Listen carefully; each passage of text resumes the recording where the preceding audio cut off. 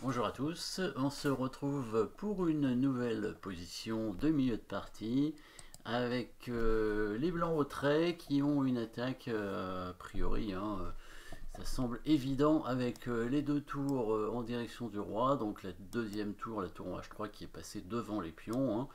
Le fou qui est pas loin non plus du roi, le cavalier, même la dame, à la limite la dame c'est peut-être la pièce la moins bien placée, bien qu'elle soit quand même sur une diagonale intéressante, encore faudrait-il que le cavalier puisse bouger. Et ben on va chercher évidemment les coups forcés, hein, les bons coups, comme toujours. Au niveau matériel quand même, les blancs n'ont qu'un pion de retard, donc rien de spécial. A priori, le cavalier noir a été un peu gourmand en allant manger un pion là-bas. Alors il se fait pas enfermer parce que si on avance le pion ici, bah, on va le perdre parce que c'est protégé suffisamment. Donc le cavalier ne risque pas d'être enfermé, mais le but ici, ce n'est pas d'enfermer le cavalier, c'est bien de créer une attaque sur le roi noir et de le mater évidemment. Alors, les coups forcés, deux échecs dans la position. On commence par éliminer le premier échec tour prend pion, voilà, on l'élimine parce qu'il peut reprendre de trois façons et il va probablement reprendre de la dame et lui-même menacer mat. Ce serait peut-être un bon coup pour lui. Donc tour prend G7, dame prend G7, tout simplement. Deuxième échec a l'air un peu mieux, fou G6 échec.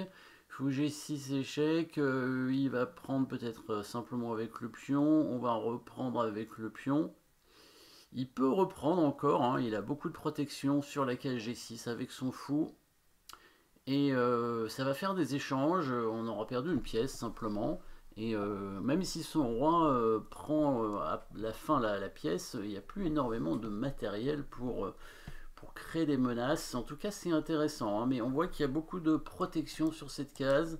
Les trois pièces en plus du roi, évidemment, ça fait 4, hein, et cette case en G6 aurait pu être intéressante pour le fou, dans l'idée bah, de mettre un pion ou un fou sur cette case, afin par la suite bah, de bloquer le roi et peut-être d'aller prendre ce pion. Voilà une idée qui peut avoir de l'intérêt.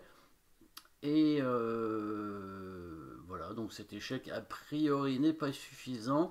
Est-ce qu'il y a une menace de mat? Matons un coup. Pas sûr. Pas sûr qu'il y ait une menace de matin un coup, non, je pense pas. Hein. Par contre, le coup qui va être rejoué dans la partie va quand même menacer mat, mais pas en un coup. Hein. Pas en un coup. Donc le coup qui va être joué, c'est une menace de mat, mais c'est une menace de mat en quelques coups. Alors c'est quand même que des échecs, hein, c'est-à-dire ce sont que des coups forcés. Donc si les blancs jouent deux coups de suite, donc ils jouent le coup, et ensuite ils font l'échec jusqu'au bout et c'est mat. Voilà. Et ça fait pas mal de coups à la fin par contre. Ça fait bien trois quatre coups. Hein. Donc c'est une menace de mat en 4 coups, on va dire. Hein, 4 coups. Donc bah, mettez la pause, bien sûr, hein, pour trouver ce coup intéressant.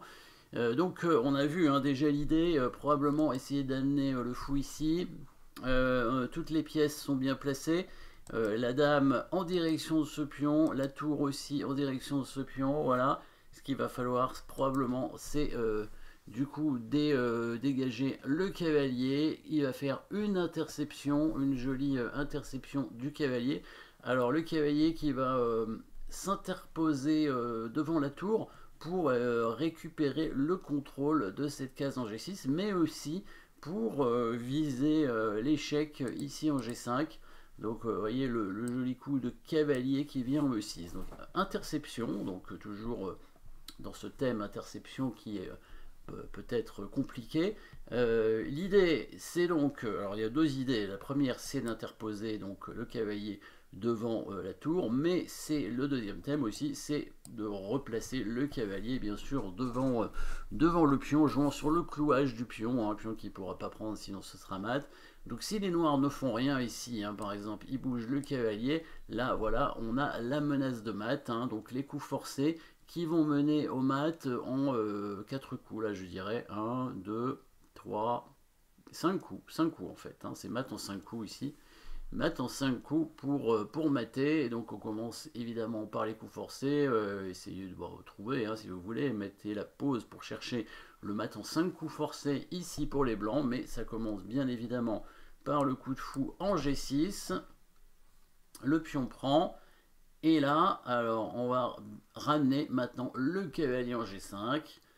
Donc comme prévu, les deux thèmes qu'on a dit sont joués. Le roi qui vient en H8 et là dégagement d'espace avec le cavalier pour faire le petit mat avec la dame à la fin, une sorte de mat des épaulettes avec une seule tour qui bloque le roi.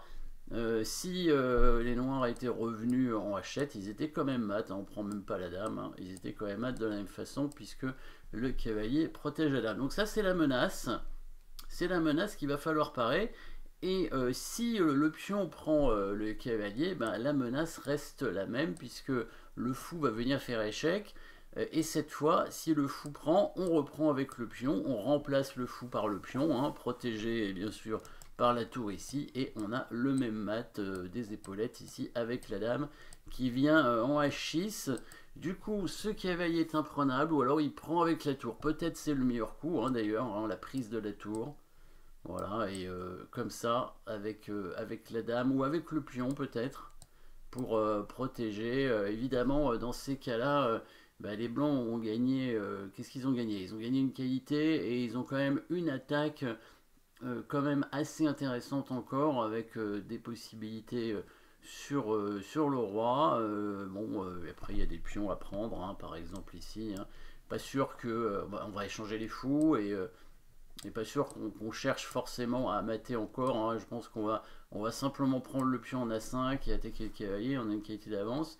Après, si on veut, on peut continuer peut-être avec le coup de dame ici en G2, tenter de rentrer. On va rentrer en G6, a priori il ne devrait pas pouvoir nous empêcher, parce que si met sa dame en F6, on va simplement l'attaquer avec la tour, et on va rentrer en G6. Donc c'est intéressant ce coup d'F2 qui permet quand même d'activer la dame et de créer encore des menaces, puisque la tour n'est pas protégée. Et en plus, il y a toujours des menaces de mat avec dame G6 suivi de tour pont H6, et le mat des escaliers avec la tour et la dame. Est-ce qu'il nous reste un coup à voir ici? Peut-être le coup de dame ici pour protéger la case en G6, ce qui permet en fait de...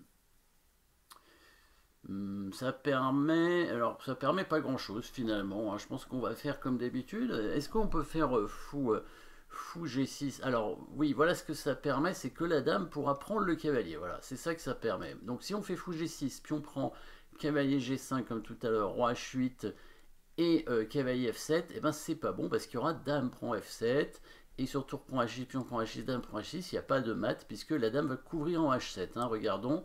Voilà, hop, ça c'est pas bon. Voilà. Et là, la différence, c'est que la dame prend et vient protéger la case en H7. Là, il n'y a plus de mat. Les blancs ont donné toutes leurs pièces pour rien. La dame revient défendre. Donc, c'est peut-être le seul coup qui permet de protéger un tout petit peu le mat.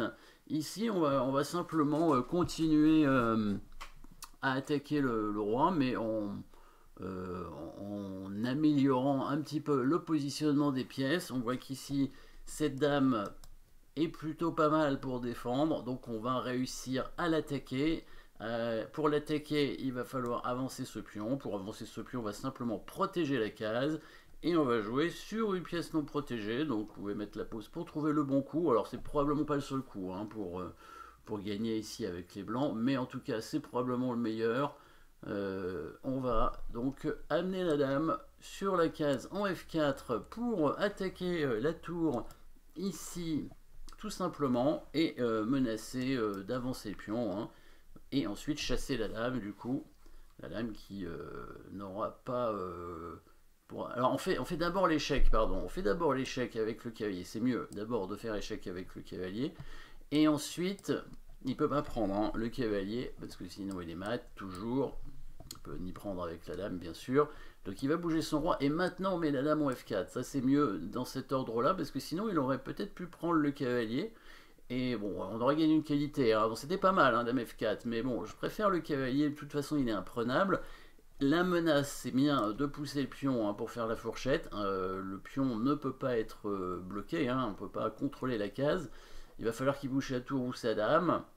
Et s'il bouge sa dame, voilà, on va tout simplement prendre ce pion ici, qui était l'autre menace en fait, hein, puisque après on va récupérer sur cet échec la tour ici. Et on aura toujours la qualité d'avance, on attaque des pions, et puis il y a probablement des menaces de ce côté-là aussi. Les noirs qui auront du mal à trouver des coups de défense, hein, peut-être bouger leur tour, comme ça, c'est une option, mais il y a le pion qui va avancer, hein, et puis on va faire levier, hein, très certainement, avec F6 pour casser complètement la défense du roi noir, hein, donc le fameux levier qui va permettre de mater ici. Bon, ici on peut mater comme ça par exemple, cavalier prend F7 échec, fou prend F7, dame prend H6 mat, voilà. Ici il prend de la dame, on lui prend sa dame, tout simplement, on n'est même pas obligé d'ailleurs. On va pas lui prendre sa dame, enfin on va la prendre mais on va l'échanger en fait avec notre dame, puisque ici on va faire un mat avec les deux tours, hein, donc le mat des escaliers en mettant le fou ici, c'est bien mat, voilà. Donc petite interception sympathique avec une attaque sur le roi. On voit quand même toutes les pièces blanches sont vraiment en direction du roi, hein. La dame, les deux tours, le fou, le cavalier, et même les pions, hein, ils sont là, surtout le pion F5 évidemment très important pour protéger la case en G6, et le pion E4 il est là pour le soutenir et même pour avancer si besoin, et créer le fameux duo de pions avec le pion de pointe en F5. Merci d'avoir suivi cette position et à très bientôt.